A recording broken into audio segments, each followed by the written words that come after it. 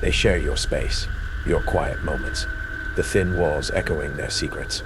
Your roommate, a companion in close quarters, or a nightmare waiting to unfold. Welcome, friend, to Nightmare True Horror. Tonight, we draw back the curtain on 7 true tales of cohabitation gone terribly wrong. What uneasy truce have you brokered with the person on the other side of the wall? Share your own chilling roommate whispers in the comments, and if the unsettling familiarity of these fears resonates, subscribe. The door is always open, and you never know who might be listening. Steel yourself, for these stories hit uncomfortably close to home, and the final, chilling truth often arrives when you least expect it. I started waking up with bruises about 2 weeks after moving in with Jenna. At first, I brushed it off. Sleepwalking or clumsy midnight bathroom trips. I'd always been an active sleeper, occasionally finding myself in odd places, like standing in the kitchen staring at the fridge or hovering by the front door. It wasn't until the bruises darkened, blooming deep purple along my arms and thighs, that I began to worry.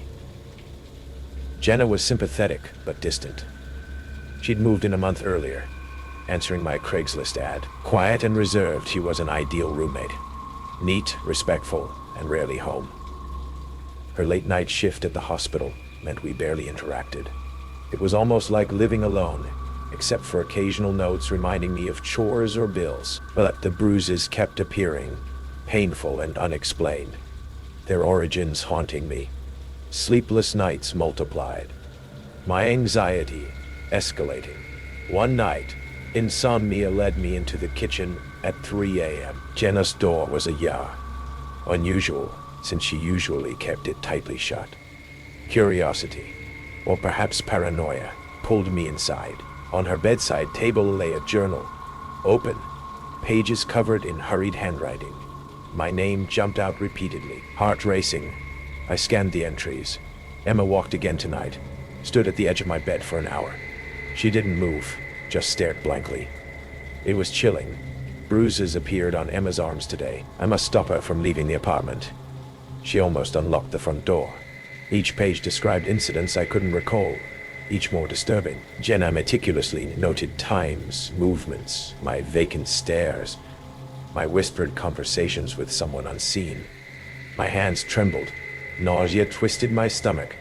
A sudden noise behind me, a creaking floorboard. I spun around sharply, the journal slipping from my grasp.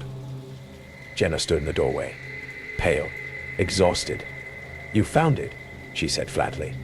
Eyes shadowed. "What is this?" My voice shook uncontrollably. "Why didn't you tell me?" "You wouldn't believe me." "Nobody ever does." She stepped closer, her gaze intense. "I wanted proof first. I needed evidence." "Proof of what?" Panic tightened my chest. "That you're not just sleepwalking, Emma. You're dangerous." "Dangerous? To whom?" I laughed nervously, disbelief masking fear. "To yourself, and maybe to others." Jenna hesitated, her voice dropping to a whisper. "You said disturbing things." My throat tightened. "I don't remember any of it." She sighed heavily, shoulders slumping. "I didn't want to scare you until I knew for sure. You weren't yourself. Your eyes, empty, lifeless, like someone else had taken over." A chill ran down my spine. Could it be true? Could I be losing myself in the darkness of sleep? Jenna moved closer, gentle yet wary. "We should get help. A doctor, maybe therapy."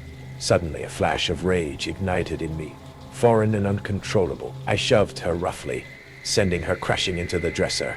Horrified by my own violence, I stumbled back. "Emma," Jenna gasped, shock and fear widening her eyes. "I'm sorry," I whispered, voice cracking, tears flooding my vision. She held up a shaking hand to calm me. "It's okay. It's not your fault. Let's just sit down." But before I could move, Jenna's phone lit up on the bed. An incoming message flashed across the screen. "Did she find out yet? We have to act soon." My blood froze. Jenna's eyes followed mine, panic flooding her expression. I snatched the phone before she could react, scrolling quickly. Conversations with someone named Alex detailed elaborate plans. About me. About drugs slipped into drinks. about fabricated evidence of sleepwalking. You drugged me, I accused, my voice trembling with fury and betrayal. Jenna's face twisted, defensiveness giving way to cold contempt. You weren't supposed to find out like this. Why? I demanded, gripping the phone like a weapon. Insurance, Jenna said simply, eyes glinting maliciously. An accident.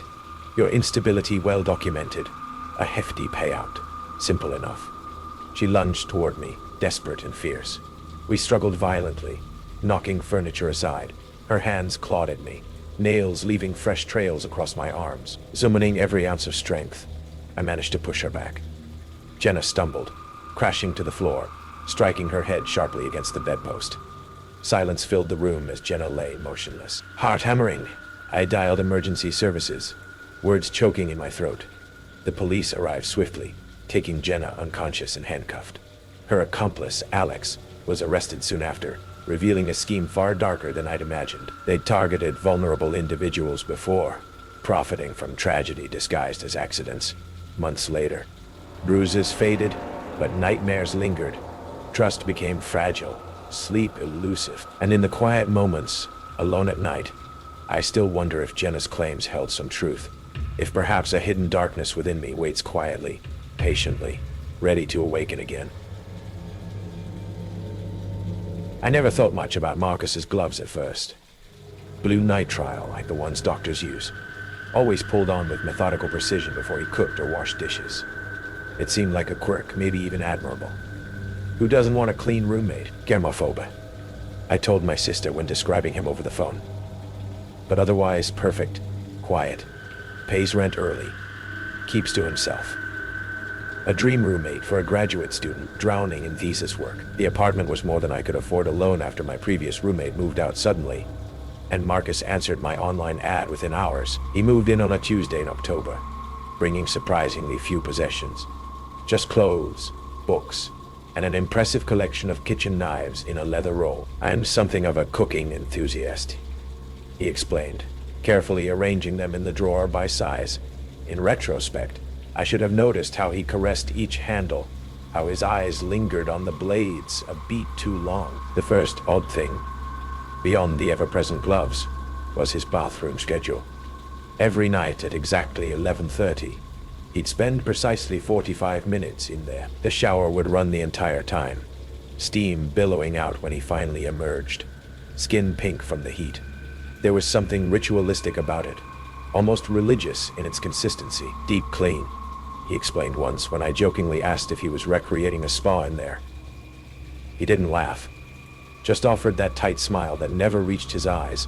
Then there was the locked cabinet under his bathroom sink. I only noticed it because I needed to borrow mouthwash one morning and saw the small padlock.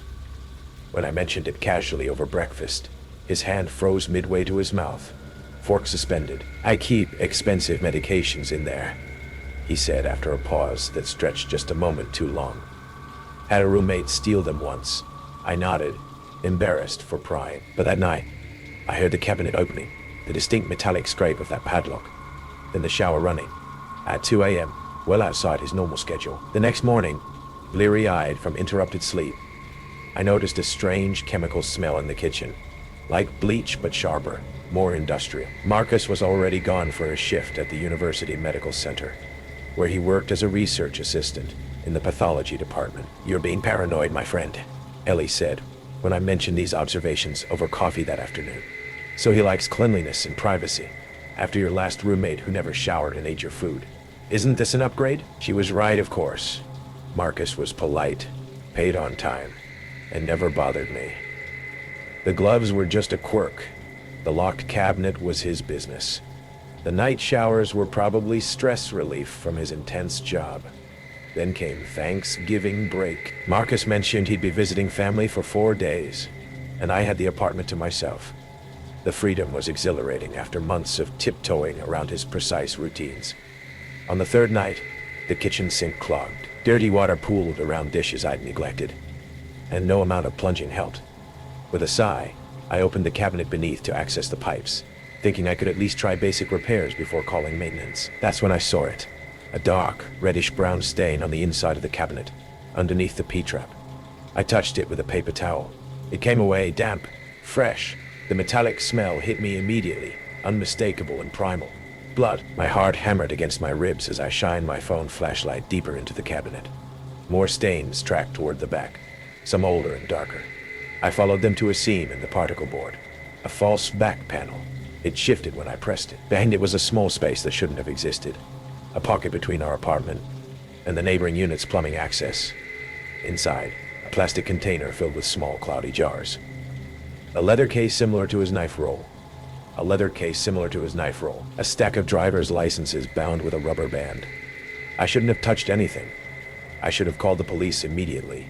But curiosity, that same fatal flaw that's doomed humans since Eve bit the apple, made me open the leather case. Inside were surgical tools, scalpels, forceps, retractors, all spotlessly clean, medical grade, and nestled among them, a small notebook with dates, locations, and initials. The most recent entry was from 3 days ago.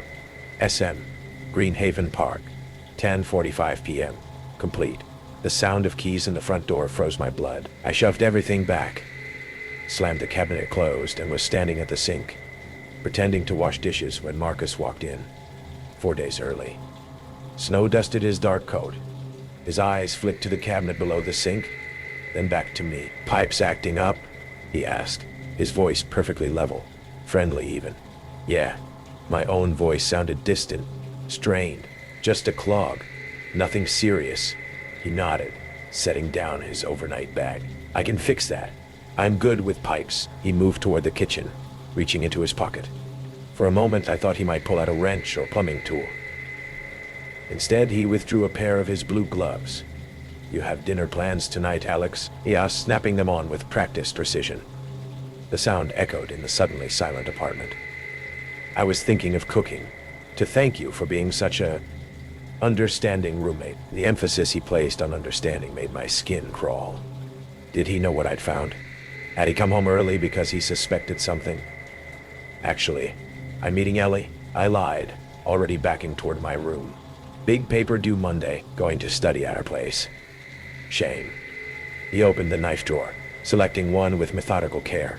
Another time then, I packed an overnight bag with shaking hands, called an Uber instead of waiting for the bus, and fled to Ellie's apartment across town. That night, I told her everything. The blood, the tools, the notebook. "You need to call the police," she insisted. "Right now. I need evidence," I argued. "What if it's just, I don't know, animal blood? Maybe he's doing some weird research project at home, with hidden compartments and driver's licenses?" Her eyes widened. "Alex, listen to yourself." She was right. We called the police. They took my statement but seemed skeptical. A medical researcher with surgical tools wasn't exactly suspicious, they explained. The blood could be animal blood. The licenses could be collected for innocent reasons. Without more evidence, they could only question him. "If you're concerned for your safety, don't return to the apartment until we've spoken with him," the officer advised. I stayed at Ellie's that night, jumping at every sound, checking the locks twice. The next morning, Detective Reyes called. They had visited the apartment, but Marcus wasn't there. "They need a warrant to search the hidden compartment I described." "We're working on it," Reyes assured me. "But these things take time." 3 agonizing days passed. I missed classes, called in sick to work, and waited. Finally, Reyes called again. They had executed the search warrant. The compartment was empty, he said, confusion evident in his voice. Completely clean. No blood, no tools, no licenses, nothing. "That's impossible," I insisted. "I saw it. I touched the blood. There was evidence of recent cleaning," Reyes continued. "Heavy-duty chemicals. But no evidence of what you described." I felt sick. Marcus had cleaned everything. He'd known I'd found his secret. But where was he now? The answer came that night. I was alone in Ellie's apartment. She had a late class. When my phone chimed with a text from an unknown number. "You shouldn't have opened the cabinet, Alex. Now I need a new collection spot. And new specimens." Attached was a photo of Ellie, clearly taken through a window, studying at the campus library. I called her immediately, fingers fumbling with the screen. No answer. I tried campus security next. Then 911. My voice rising with panic as I explained the situation. By the time police reached the library, Ellie was gone. Her books were still open, her coffee still warm. The security cameras had captured only a brief moment. Ellie looking up, startled, then walking out with someone whose face was just out of frame, voluntarily, as if she knew them. The investigation that followed revealed horrors beyond my comprehension. The blood under the sink, it matched 3 missing persons cases. The chemicals Marcus used matched those found at 2 crime scenes where bodies had been meticulously cleaned of evidence. His research position gave him access to university labs after hours, explaining the precision of his work. They found Marcus's real identity. 5 names, 5 states, 5 jobs in medical or research facilities. Always moving before suspicions solidified. Always disappearing before connections could be made. They found his storage unit 3 weeks later, rented under yet another name. Inside were the jars I'd glimpsed, 52 of them, each containing a small object, preserved in clear fluid. Trophies, the forensic psychologist called them. Keepsakes. They never found Ellie. 6 months later, I live in another state, under another name. I don't have roommates anymore. I check under sinks compulsively, searching for false panels, hidden spaces. I wake from nightmares where blue-gloved hands reach for me from dark cabinets. Last week, I found a package outside my door. No shipping label, no return address. Inside was a single blue nitrile glove and a note in familiar handwriting. Missing you, Alex. Don't worry about Ellie. She helped me understand so much about you. I'll be seeing you both soon. The police say they're doing everything they can. They increased patrols in my neighborhood, installed security cameras, advised me on safety measures. But they don't understand what I now know with bone-deep certainty. Marcus isn't just a killer. He's a collector, and he never leaves his collections incomplete. I check under my sink every night before bed, knowing someday I'll find a false panel that wasn't there before. And when I do, I'll already be too late. The apartment hunt in Northwood had been brutal, so when Jamie replied to my ad, clean cut, employed, a disarming smile in their profile picture, I practically signed the lease in my head before we even met. Jamie, in person, was charming, a little intense maybe, but who wasn't these days? We split the deposit, and for the first few weeks, it was fine, normal even. We had separate schedules, exchanged pleasantries. And there was a named Maya, was just grateful for the quiet after chaotic shifts. The first crack appeared over something stupid, a misplaced coffee mug. I'd accidentally used Jamie's favorite, a chipped blue one, when I apologized, offering to wash it immediately. Jamie's face tightened. The smile vanished. It's not about washing it, Maya, they said, voice low and tight, eyes like chips of ice. It's about respecting boundaries. The intensity was startling. It lasted only a moment before the charming mask slipped back on. Sorry, long day. But the air in the kitchen remained cold. A tiny, almost invisible line had been drawn. Little things started to feel amplified. A disagreement about the heating bill saw Jamie's voice rise to a shout before they abruptly stormed off, slamming their bedroom door hard enough to rattle the cheap art on my walls. Later, an apology, smooth and practiced. Stress from work, you know. I did know stress, but this felt different. This felt like a coiled spring. I started treading more carefully, the apartment no longer a refuge, but a space I navigated with caution. The first hole appeared in the drywall next to the bathroom door. Jamie claimed they'd tripped, arm flailing. But the jagged edges, the sheer force implied, told a different story. It was fist-sized. Jamie was profusely apologetic, offering to pay for the repair, even shedding a few tears over their clumsiness. I found myself comforting them, a knot of unease tightening in my stomach. The apology felt performative. The air thrummed with an unspoken tension. I started noticing how Jamie's eyes would sometimes linger on me, a flicker of something unreadable in their depths. One Saturday, I was cleaning, music playing softly. Jamie came home early, face like a thundercloud. The music apparently was too loud. It wasn't a request to turn it down. It was a roar. Can't you have some damn consideration? Before I could react, Jamie snatched my small Bluetooth speaker and hurled it against the wall. It shattered, plastic shards skittering across the floorboards. Silence descended, thick and suffocating, broken only by Jamie's ragged breathing. This time, there was no immediate apology. Just a glare that pinned me in place, a look of such naked rage it stole the air from my lungs. Then, as quickly as it came, it was gone. Jamie blinked, looked at the broken speaker and muttered, "Guess I owe you a new one." The casualness was more terrifying than the outburst. That night, I couldn't sleep. The image of Jamie's face, contorted with fury, was seared into my mind. My hands trembled as I typed Jamie's full name, gleaned from a piece of mail, into a search engine. It felt like a betrayal, a violation of trust. But the fear was a stronger imperative. The results were sparse at first. Social media profiles, a university alumni page. Then a link to a public records website. A court document. My blood ran cold as I clicked. Case type: domestic violence. Protective order requested. My breath hitched. The petitioner. A former partner. The respondent.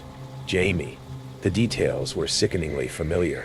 Escalating verbal abuse, property destruction, threats. The order had been granted, then later dismissed when the petitioner failed to appear for a final hearing.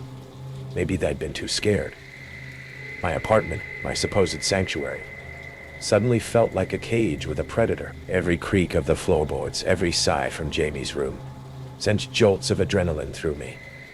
The police report detailed incidents of Jamie cornering their ex, screaming inches from their face, punching walls right beside their head. It described a chilling ability to switch from rage to remorse, a manipulative cycle designed to confuse and control.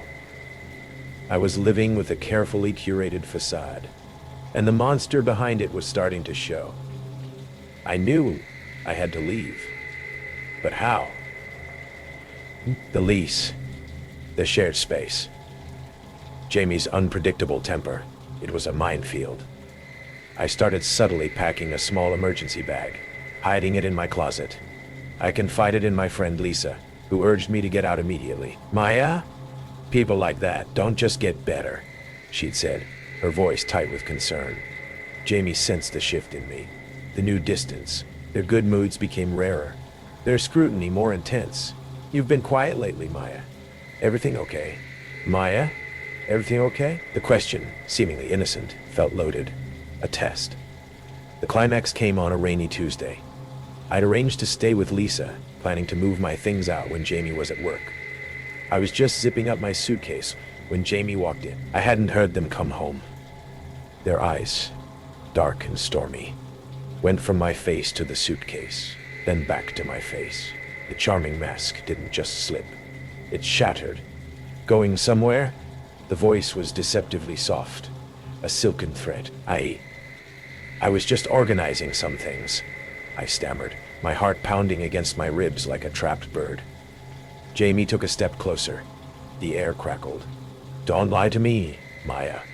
Another step. I could smell the faint metallic scent of their anger. "You think you can just walk out?" "Jamie, please." "Please what?" They snarled, their face inches from mine. Spittle flew. "You think I don't know what you've been doing? Whispering on the phone, sneaking around." Their hand shot out, grabbing my wrist, fingers like a vise. The grip was iron. Pain shot up my arm. The police report flashed in my mind. Grabbed victim by the arm, refusing to let go. This was it, the escalation I'd read about, the one I'd prayed wouldn't happen to me. I yanked my arm, but their grip tightened. "You're not going anywhere," Jamie hissed, eyes blazing with a terrifying possessiveness. They started backing me towards the wall, their body language pure menace. In that moment, a primal survival instinct kicked in. I screamed, not a plea, but a raw, desperate sound torn from my throat, and I stomped, hard, on Jamie's instep with the heel of my boot. Jamie roared in pain, grip momentarily loosening. It was all I needed. I wrenched free, scrambling for the door, fumbling with the deadbolt, my fingers slick with sweat. Jamie lunked, but I was already out, slamming the door behind me, the sound of their enraged bellow echoing down the hallway as I fled into the night, not stopping until I reached Lisa's. The police were cold. A restraining order was filed. Jamie was eventually forced to move out. But the apartment, even empty of them, felt tainted. The silence in my new place, a tiny studio across town, is still sometimes punctuated by phantom shouts, by the memory of that grip on my arm. I double-check the locks constantly. A raised voice in a public place makes me flinch. The true horror isn't just the violence itself, but the slow, creeping realization that the person you share your home with, someone who presented as normal, as safe, is capable of such darkness. It's the violation of trust, the insidious erosion of your own sanity as you start to doubt what's real. Jamie is gone from my life, but the shadow they cast is long. And I know, with a chilling certainty, that there are other Jamies out there, smiling, charming, waiting to draw their next unsuspecting victim across the temper line. The first Uber Eats order rotted outside Jen's door for 3 days. Sweet green salad, now a science experiment. I texted her, "You alive in there?" She'd been my extrovert roommate since grad school. The kind who dragged me to rooftop parties and dated bassists named things like Sparrow. But since New Year's, silence. Her reply buzzed at 2 a.m. Flu, contagious, PL sleeve food. The smell hit a week later, sweet and meaty, like forgotten gym clothes marinated in dumpster juice. "Call the super," my coworker Amir said, gagging over Zoom. "Or an exorcist." I knocked. "Jen, I'm getting soup. A wet cough. No doctors?" Her voice sounded layered, like two people whispering in sync. The locksmith hesitated when I showed him Jen's texts. "She consent to this. She's dying in there." He drilled. The smell surged, rotting flowers and burnt hair. Yane's room was a landfill of takeout containers, soiled towels, and a mattress stained yellow. No Jen, just a phone taped to the ceiling, looping cough sounds. Detective Ruiz flipped through Jen's journal. Day 1, told them I'm sick. They bought it. Day 12, skin fits better if I salt the bath. The last entry, doors locked. He's hungry. X? Ruiz asked. She ghosted this guy, Leo. Works at the morgue. Ruiz's pen froze. Leo Chen. He was fired. Kept. Snacks. The new roommate ad had 42 replies. Only Mason seemed normal. A guy, loved hiking. No bassists. He moved in Jen's room after the biohazard team left. Weird stain on the ceiling, he joked. That night, his DoorDash order sat outside until dawn. I found Mason's LinkedIn. Leo Chen's face smiled under a fake name. His room hummed with a familiar wet cough. My lease ends in 6 months, but the smell is back. The locked door protocol preys on urban anonymity, and the horrors we rationalize to avoid confrontation. The real monster isn't the stranger in the next room. It's the lie we tell ourselves to keep the door locked. Check your locks. Check them twice. Finding an affordable room in the city felt like winning a rigged lottery. So when I, Sarah, a freelance graphic designer who mostly worked from home, found a decent 2-bedroom apartment share with Alex, I jumped at it. Alex was a PhD student, quiet, tidy, and usually buried in books or lab work. Perfect, I thought. Low drama. For the first month it was. We exchanged polite nods in the hallway, occasionally shared a takeout pizza in comfortable silence. The apartment was old, with creaky floors and thin walls, but it was home. The first time it happened, I woke with a jolt, that primal sense of being watched prickling my skin. My bedroom door was ajar, a sliver of hallway light cutting across my floor. And in that sliver stood Alex, motionless, just standing there. My heart hammered. "Alex," I whispered, my voice raspy with sleep. No response. I sat up, reaching for my bedside lamp. As the light bloomed, Alex blinked, a slow, deliberate movement, then looked around as if confused. "Oh, hey, Sarah," they mumbled, sounding groggy. "Sorry, must have been sleepwalking. Weird, haven't done that in years." They offered a sheepish smile, turned, and padded back to their room. I was left with a racing pulse and a profound sense of unease. Sleepwalking. It felt off. A few nights later, it happened again. This time, the door was wider open. Alex was standing at the foot of my bed, silent, still. The moonlight filtering through my window cast their face in pale, eerie relief. Their eyes were open, not wide and staring like a deer in headlights, but open, focused, as if they were observing me. "Alex," I said louder this time, a tremor in my voice. Again, that slow blink, the feigned disorientation. "God, Sarah, I am so sorry. I don't know what's going on." They sounded genuinely distressed, running a hand through their already messy hair. Maybe it's stress from my thesis. I wanted to believe them. I really did, but the image of those open, watchful eyes was hard to shake. I started sleeping with my door locked.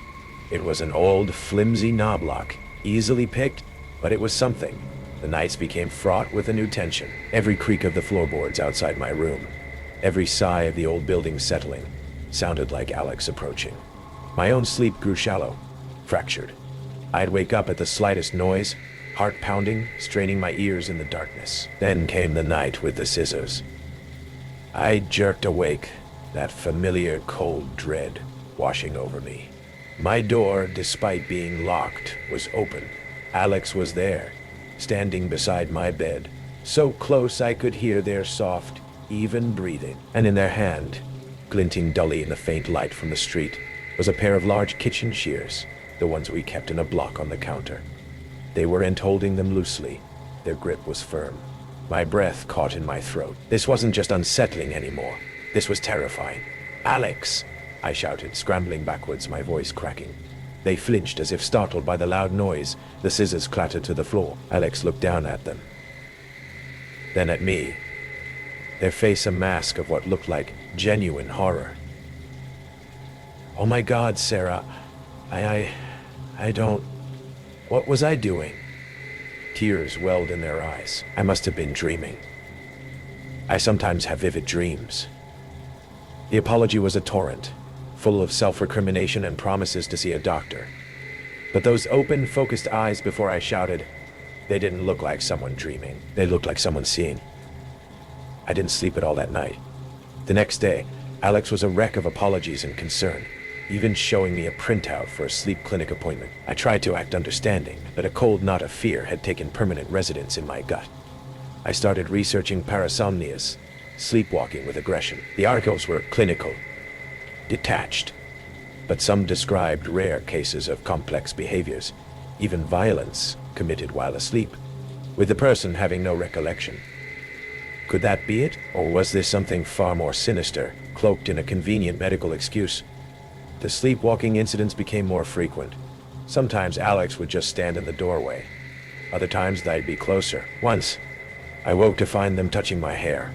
A light, almost tender gesture that sent a wave of revulsion through me. Each time, the same script, the feigned surprise, the profuse apologies, the claims of amnesia. But their eyes were always open, always seemingly aware. And increasingly, I'd find small objects from the kitchen or my desk near my bed in the morning. A letter opener, a paring knife, once even a heavy glass paperweight. Alex would claim to have no idea how they got there. I was living on a knife's edge, sleep-deprived and paranoid. I started barricading my door at night with my desk chair, a flimsy defense that offered little real security but provided a sliver of psychological comfort. I confided in my best friend, Mark, who was horrified. "Sarah, you need to get out of there," he urged. "Sleepwalking or not, this isn't safe." He was right. But the lease, the cost of moving, the fear of confronting Alex directly, it all felt overwhelming. One night, I decided I couldn't take it anymore. I had to know. I left my door unlocked, the chair pulled away. I lay in bed feigning sleep, my heart a frantic drum against my ribs. My phone clutched in my hand, 911 pre-dialed. Hours crawled by, just as I was about to give up, to succumb to the exhaustion. My door creaked open.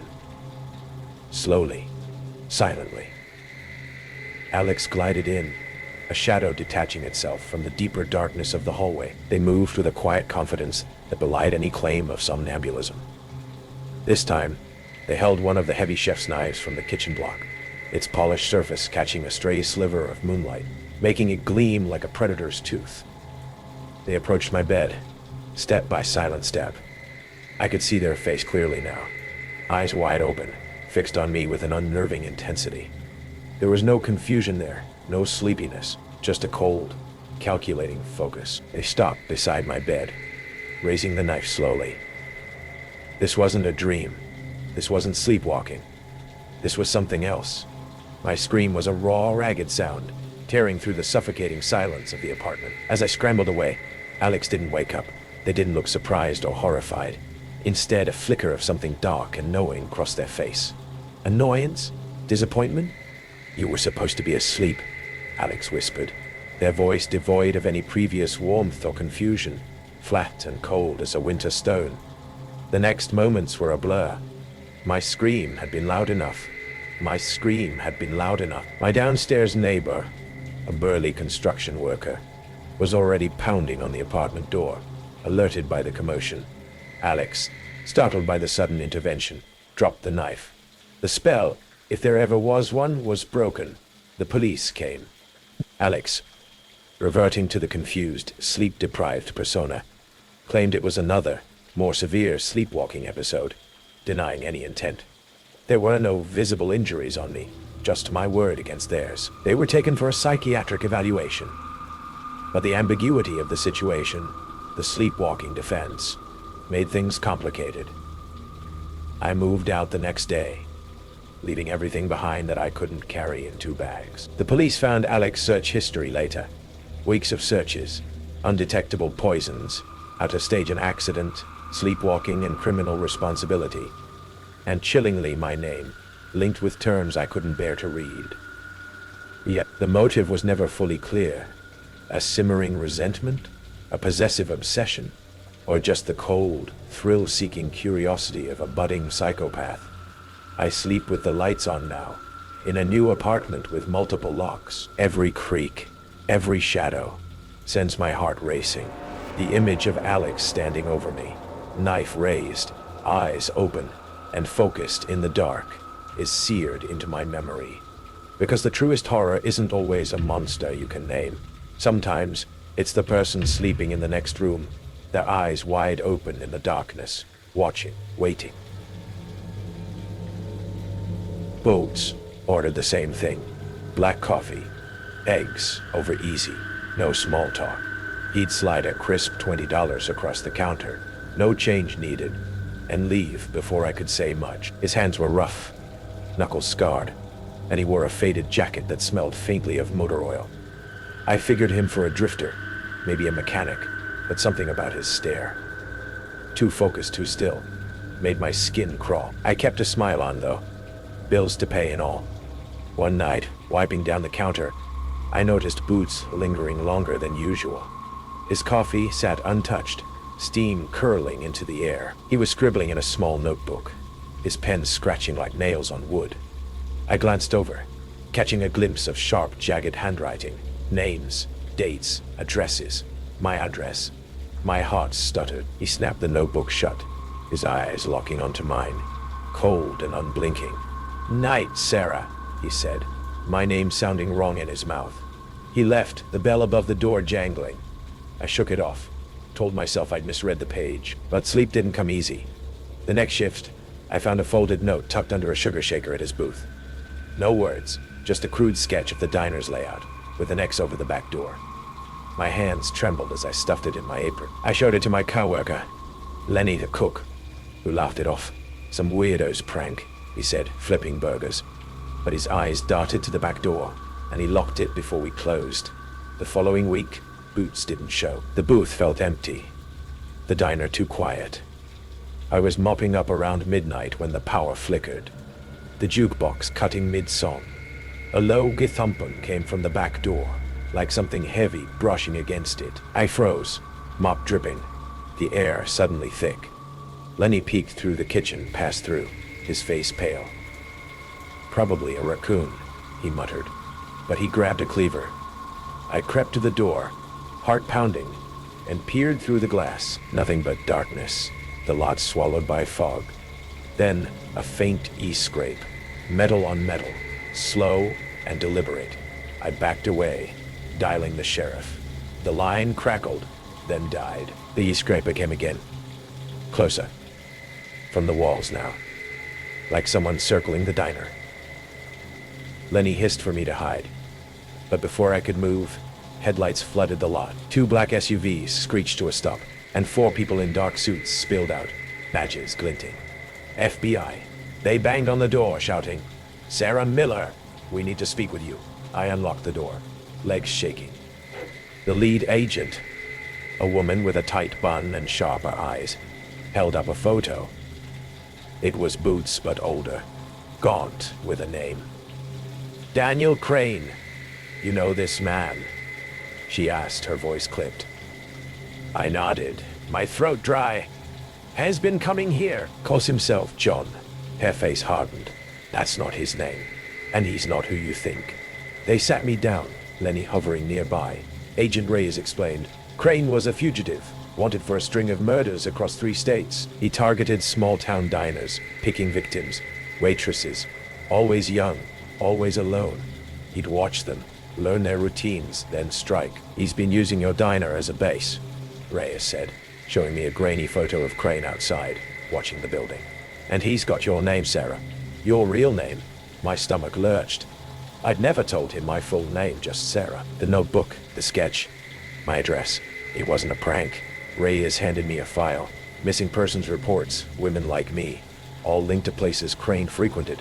The last one, dated a month ago, was from a diner 2 towns over. A body was found in a dumpster. Throat slashed. "Clean work," Reyes said. His signature. They set up a sting using me as bait.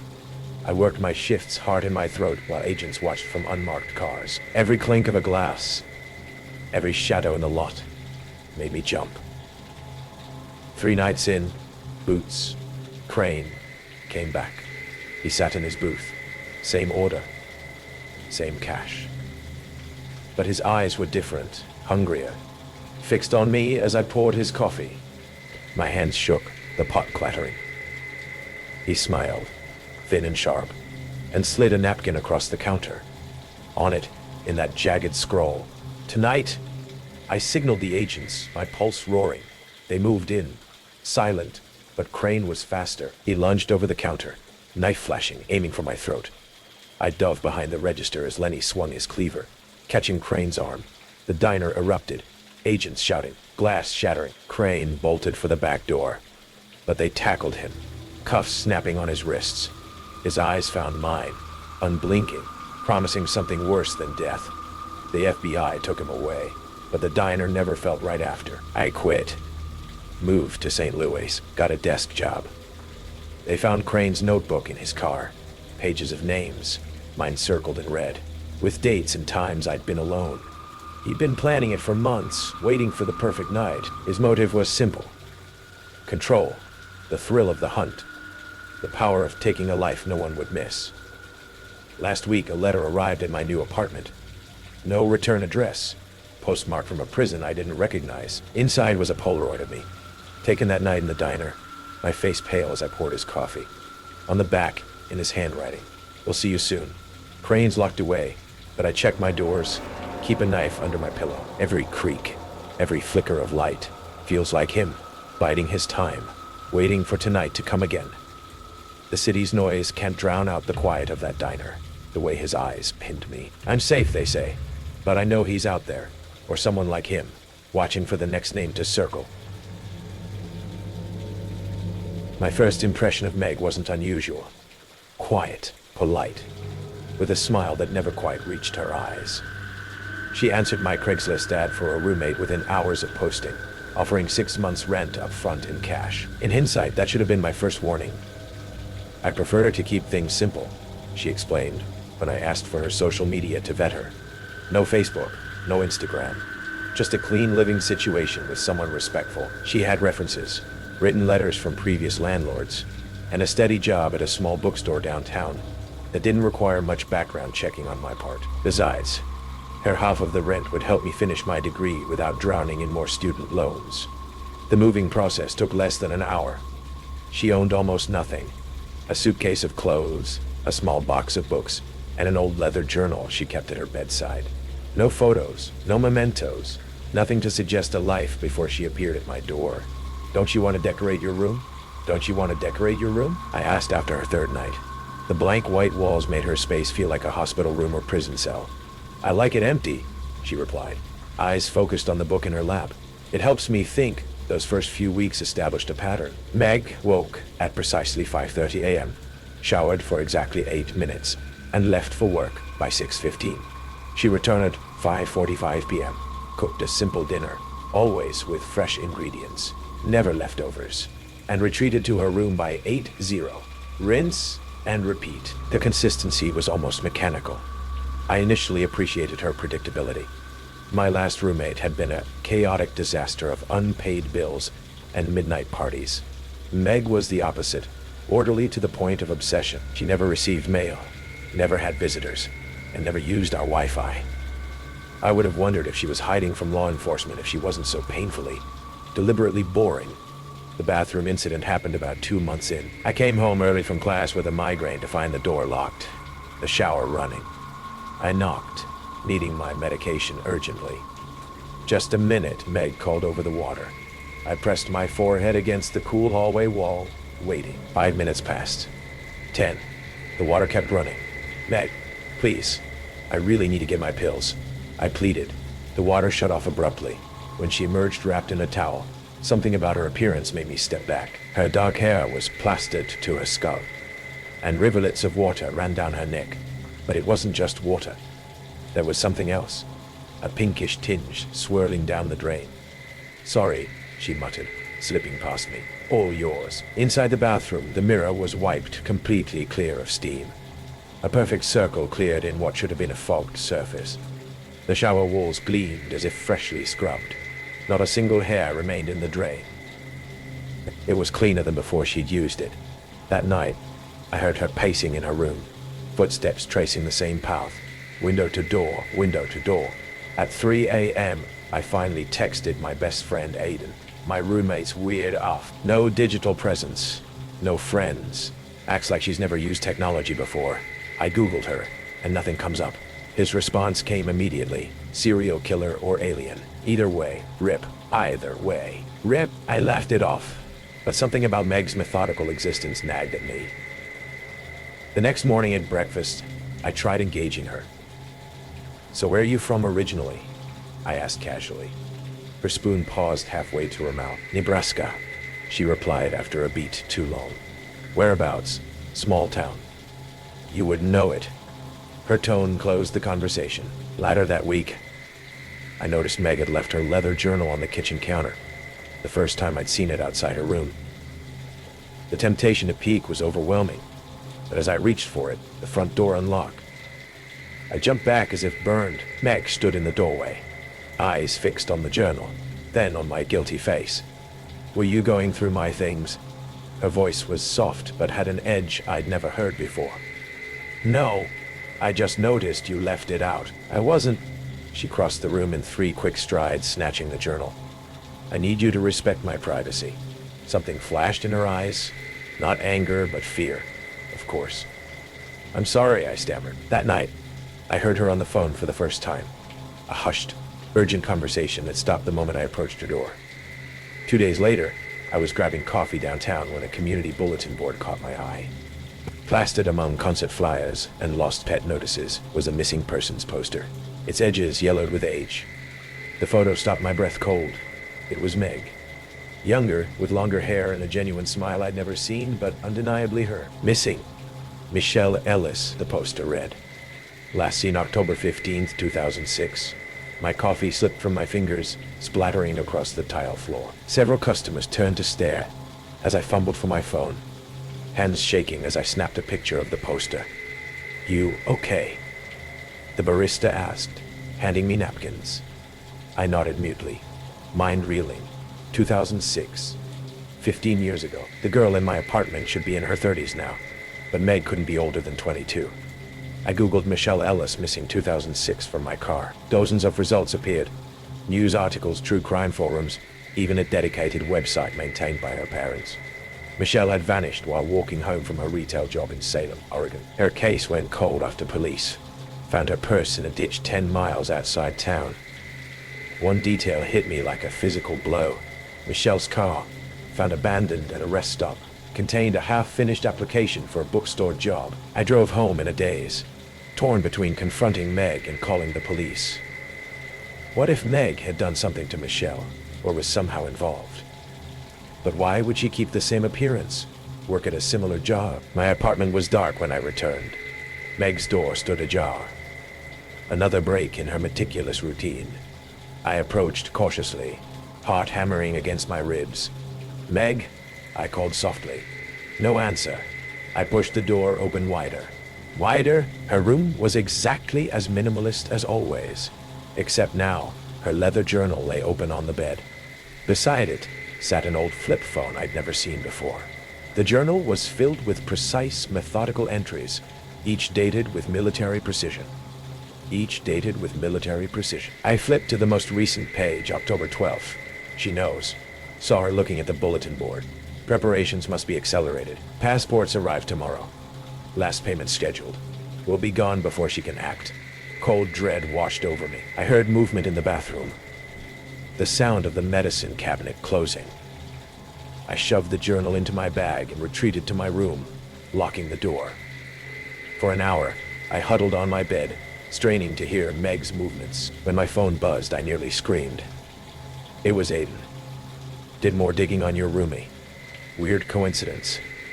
There was a missing persons case near Salem with a girl who looks just like your description. Michelle Ellis. They never found her." I was about to respond when a soft knock came at my door. "Can we talk?" Meg's voice was gentle. "I think there's been a misunderstanding." My thumb hovered over 9 ready to dial. "About what? About Michelle? The poster? I know you saw it today." How could she know? Had she followed me? "I'm not going to hurt you," she continued. "Please. 5 minutes. And if you're still scared, call the police." Against every instinct, I opened the door. Meg stood there, tears streaming down her face, looking smaller and more vulnerable than I'd ever seen her. "I'm not Michelle," she said quietly. "I'm her sister, Megan." She pulled out an ID card. Not a driver's license, but a state identification card issued 3 years ago. Megan Ellis. The resemblance to the missing poster was uncanny, but there were differences. A rounder face, a small scar near her eyebrow. "Michelle disappeared when I was 7, she explained, voice trembling. "It destroyed our family. My parents became obsessed with finding her, plastering her face everywhere, following every lead no matter how thin. Our house became a shrine to a ghost." She led me to the kitchen table, where she placed her journal. 3 years ago, the police found remains they thought might be hers. My parents were devastated all over again when DNA testing ruled it out. But something in them broke. They couldn't keep living in limbo. "So why all the secrecy?" I asked. "Why no phone, no social media?" Her eyes darkened. "Because he's still out there." "Who?" "The man who took Michelle. Who?" "He sent us letters for years. Detailed descriptions of what he'd done to her, where he'd buried her. But each time police searched, they found nothing." She pulled out newspaper clippings from the journal. "He's a serial killer who's never been caught. They call him the photographer." The clippings detailed a series of disappearances across the Pacific Northwest. All young women with dark hair who looked unsettlingly similar. The FBI believes he stalks his victims online first, learning their routines. That's why I stay off social media. Why I live simply. She took a shuddering breath. 2 years ago, I started getting messages. Someone claiming to be Michelle, saying she escaped. That she's been hiding all these years. I felt cold despite the apartment's warmth. "And you believe it's her?" Megan's face crumpled. "I want to. The messages contain details only Michelle would know, but the FBI thinks it's him, the photographer, toying with us, using our hope to draw me out. So you're hiding." She nodded. "Moving every 6 months. Cash only. No digital footprint. Until I can be sure." A week later, Megan moved out as suddenly as she'd appeared. She left a note thanking me for understanding, along with an envelope containing next month's rent. I tried contacting the bookstore where she worked, but they had no record of an employee matching her description. 3 months passed. I was cleaning out the closet in her old room when I found it. A small SD card taped to the back of the light switch plate. Curious, I inserted it into my laptop.